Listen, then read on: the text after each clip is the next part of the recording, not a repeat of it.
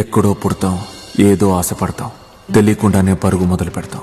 కానీ ఆ పరుగు దేనికోసం అని మాత్రం మనకి ఖచ్చితంగా తెలుసుండాలి.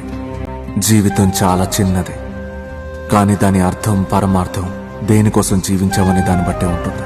భుజాలపై బరువుని మోసే తండ్రి త్యాగాన్ని, కుటుంబం కోసం తనకంటూ ఓ జీవితం ఉందని మర్చిపోయే తల్లి త్యాగాన్ని వర్ణించడానికి 100 భాషలు కూడా సరిపోవు. వాళ్ళు కాలం చేశాక చింతించడం కన్నా ఉన్నప్పుడే చిరకాలం గుర్తుండిపోయేలా కలిసి జీవించాలి.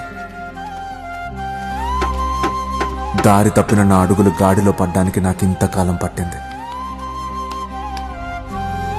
ఈరోజు నా తల్లిదండ్రులు నాతో లేకపోవచ్చు, కానీ ఎలాగైతే చేతులారా వాళ్ళు ఈ కొట్టును కట్టుకున్నారో అదేవిధంగా నేను నా భార్య ఈ కొట్టుని మళ్లీ కట్టుకుంటున్నాను. నాకు సంబంధించినంత వరకు ఈ కొట్టే నా తల్లిదండ్రులు. మిగతా వారికి ఇదో మామూలు కొట్టు, కానీ నాకు మాత్రం ఇదో వంశాన్ని నిలబెట్టిన చెట్టు.